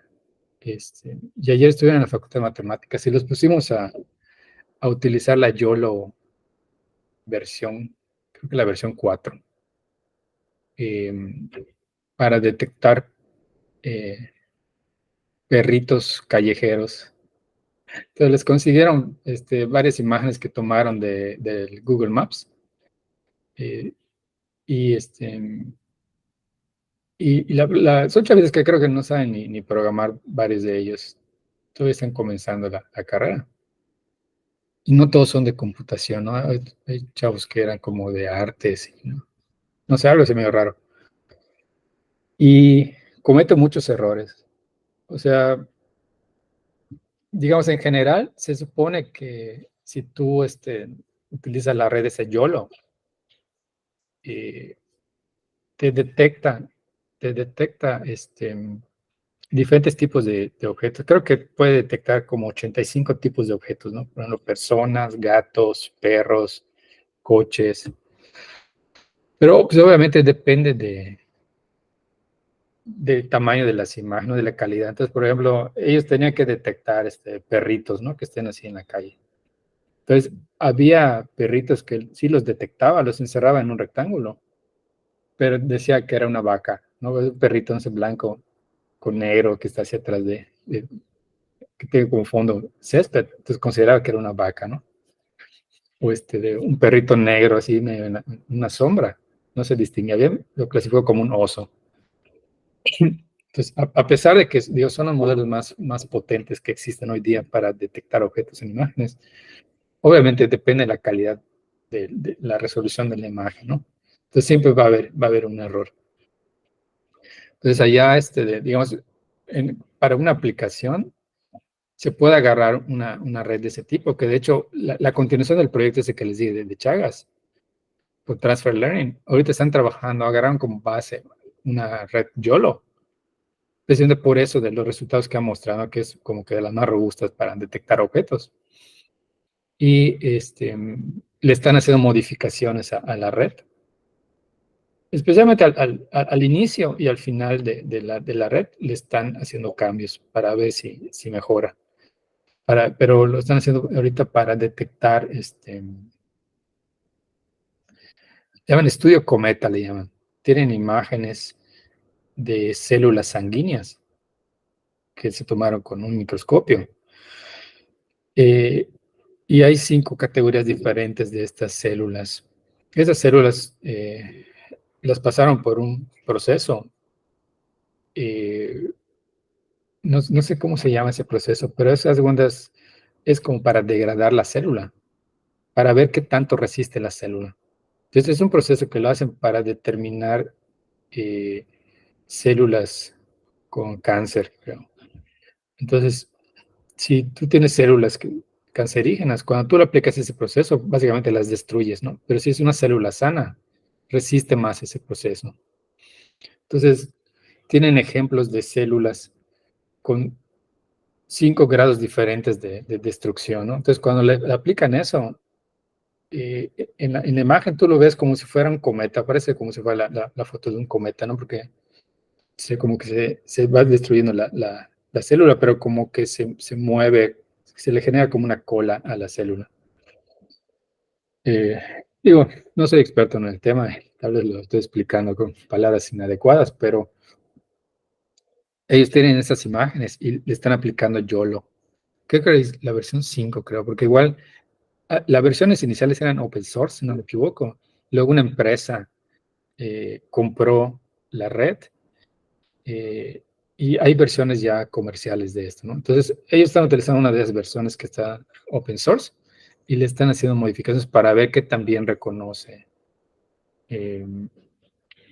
los diferentes grados de descomposición que sufren las células, ¿no? Después de este procedimiento.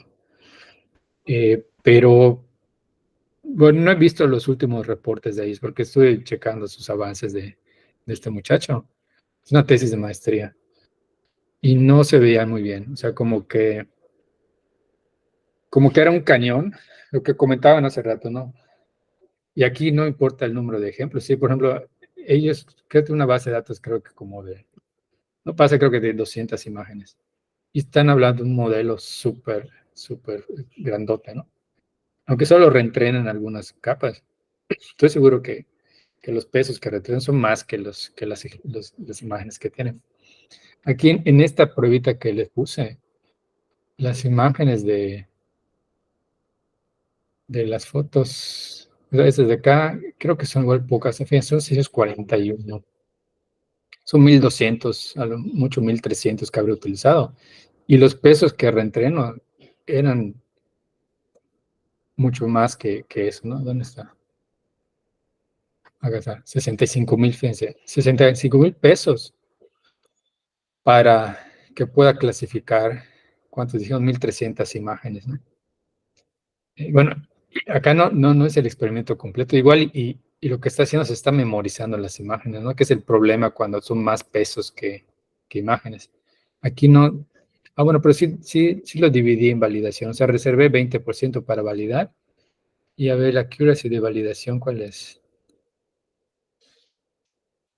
A ver, no es el 100%, pero es un 93%. O sea, que aún así todavía no estoy sobreentrenándolo, ¿no? Si no caberían, como está acá, un 100% con el entrenamiento, las de validación ya caería demasiado, ¿no? Sería tal vez un 10%, un 20%. Pero no es lo recomendable. O sea, lo recomendable en este caso es aumentar la cantidad de ejemplos. Y si no tienes ejemplos, como en el caso de ellos, no es fácil conseguir imágenes de células que hayan pasado por ese procedimiento, ¿no? Tengo entendido, de hecho, que están generando más imágenes, pero eso lo generan, si no me equivoco, en el Hidei Noguchi, Centro de Investigación de la UADI para cuestiones biológicas. Pero bueno, si no puede hacer eso, tal vez en lugar de agarrar esta capa y tal cual pasárselo al flatten, igual y se hacen unas convoluciones extras acá para reducir la información o max pooling, para que al final ese vector sea más pequeño. ¿No? Si podemos bajar un grado, digamos, en lugar de 32.000 que sea 3.200, al menos son menos pesos que requerirías, ¿no? Con unas GANs, ¿no? Con unas GANs generar más imagen. Bueno, allá ya entraremos al campo de la data augmentation, ¿no? Aumentar la base de datos eso podría ser igual. O esta que entendió acá, esta ResNet ya tiene ese método que comentó donde mata conexiones para ver que las conexiones. No, pero según yo no tiene dropouts, pero lo podemos checar acá, porque acá te dice batch normalization, add, activation, add, no, no veo, ¿eh? No veo que utilicen dropout acá. Por ejemplo, estas que son preentrenadas, le puedes agregar los dropouts para ver si. Ajá, pero ese sería otro buen experimento, ¿no? En la capa, en lo que le llaman la cabeza de la red, las últimas capas que uno agrega para reentrenar, allá podrías utilizar drop para ver si eso le ayuda.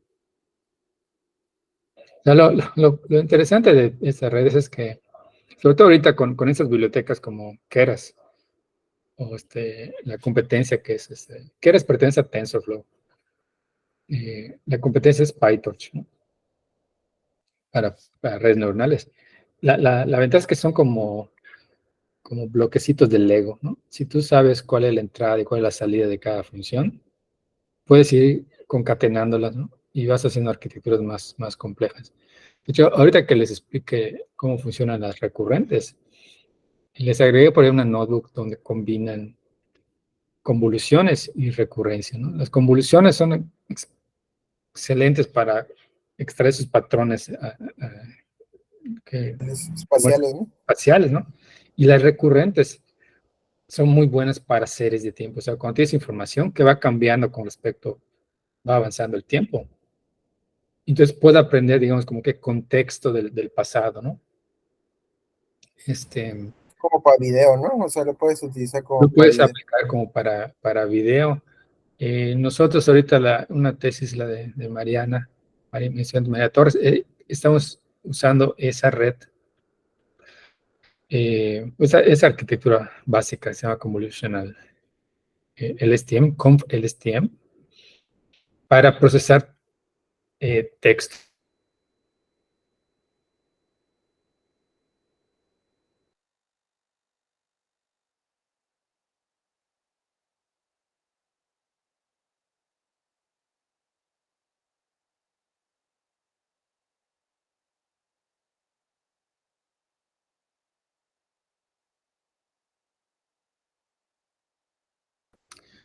No es necesariamente una película o un video, pero es una secuencia de frames. Entonces tú le dices, ok, si la primera parte de la palabra empieza así y le vas pasando frames de esa palabra y le dices, ¿cuál crees que sea el siguiente frame? ¿No? Entonces, esa es la tesis en la que está trabajando Mariana. Y ya logramos que funcione con palabras pequeñas. Y sí funciona bastante bien. Te empieza a reconstruir la palabra, ¿no? Obviamente si es mucho lo que está perdido de la palabra, pues no, porque tampoco puede estar inventando qué letra iba allá, ¿no? Pero si es algún patrón que ya vio antes en su dataset, sí te lo reconstruye correctamente. Pero hay una notebook allá que les puse, que se llama LSTM, que de hecho, esta viene como parte de Keras. Esa red, allá lo aplican a una base de datos, nosotros le llamamos la base de datos de números bailarines, porque lo que hacen esos frames que le pasas como una serie de tiempo, es un cuadrito donde hay dos dígitos, ¿no? En diferentes posiciones. Entonces, de un frame al siguiente se va moviendo cada uno en una dirección diferente y la red es capaz de aprender el patrón de cada dígito, ¿no? Si es un 7, es un 3, pero aparte en qué dirección se está moviendo. Entonces luego te predice el último frame, ¿no? Cómo quedaría en la última posición. Son imágenes pequeñitas, creo que son de 28 por 28. Replicar esto en una imagen de millones de de píxeles, pues sí está complicado, ¿no? Pero pues ahí está la arquitectura, no sé si es posible hacer esto. Entonces, tiene que ver con eso que les digo, de que puedes ir concatenando diferentes tipos de, de capas o incluso modificar cómo funcionan internamente. ¿No? Como ahorita vamos a ver en el caso de las recurrentes, cómo llegaron a esa de una convolucional con recurrencia, el STM. Doc, en mi curso viene, por ejemplo, alguna práctica que sea de cómo de un artículo codificar, o sea, programar una red a partir de algo que hayamos leído en la literatura. ¿Cómo bajarlo a código? Ajá. No entiendo la pregunta. ¿Te refieres como que de un paper, algún Ajá. algoritmo? De un paper, algún ejemplo de cómo pasar del paper al código, de add layer y todo eso. No, bueno, eso no lo he considerado porque pues pueden ser muy variados, ¿no? Hay digamos, hay arquitecturas que están, o sea, solo los que lo propusieron lo entienden. O sea, le pueden ser tan complicada como ellos, ¿no? Pero, digamos, si hay alguna arquitectura en específico que te gustaría reproducirla, igual y me la mandas por correo y veo si no está demasiado elaborado, pues la armamos aquí, ¿no? Pero tal vez, por ejemplo, la AlexNet, mira, esta de acá, esa, la LeNet 5, es eso específicamente. Esta red de acá es la que les armé aquí desde cero, digamos, ¿no? Pero es una red, digamos, es simple de hacer, ¿no? Ok, Hay redes, por ejemplo, como lo que estoy trabajando con este Benjamin, el chavo ese que está haciendo le llamó batchless normalization, ¿no? Como que normalización sin necesidad de batch. Él, digamos, generó una nueva regla de aprendizaje para ir actualizando el vector media y el vector de varianzas. Pero él definió una nueva función de pérdida a través de una distribución gaussiana. Derivó la regla de aprendizaje. Y él originalmente la implementó desde cero, o sea, no utilizó Keras, sino que directamente en Python hizo sus propias bibliotecas y la implementó y vio que funcionó. Y le dije, ¿sabes qué? Pero eso solo tú lo puedes correr, solo tú conoces tu código. Haz una implementación en Keras. Y él ya la implementó en Keras. Y eso es con lo que ahorita yo ya estoy experimentando, ¿no? Porque para mí ya es solo como decir, agrégale acá una capa de batchless batchless. Ajá. normalization, ¿no? Entonces, por si es un paper así, donde hay que implementar el algoritmo. Pues, yo creo que ni yo podría hacerlo en semanas, ¿no? Porque eso tienes que entender primero lo que están haciendo ya, matemáticamente, luego el algoritmo y luego cómo haces eso para que Keras te responda, ¿no? Es que Entonces, he visto muchos papers que te traen así como el de arriba, la imagen de arriba, que te ajá. traen ajá, cómo está compuesta, ¿no? Sí, o sea, algo así, donde, digamos, si utiliza operadores comunes que ya están en Keras, eso es súper fácil y esos son los de los que se pueden resolver. Y este es un ejemplo de eso. Pero si es algo donde es un operador nuevo que están proponiendo. Por ejemplo, hace rato les decía ese de instance normalization. Yo no sé si está en Keras, pero si no está en Keras, agregar eso en Keras no es tan simple. O sea, tienes que saber bien cómo está la estructura de clases de Keras para que puedas agregarlo. No es Ok, tan sencillo. ok. Gracias. Bueno, bueno, son las 11, chavos. Vamos a hacer una pausita de 10 minutos. Y a las 11:10 nos arrancamos con la parte de redes recurrentes. ¿Sale? Ya descansa un poco mi voz. Nos vemos entonces a las 11:10.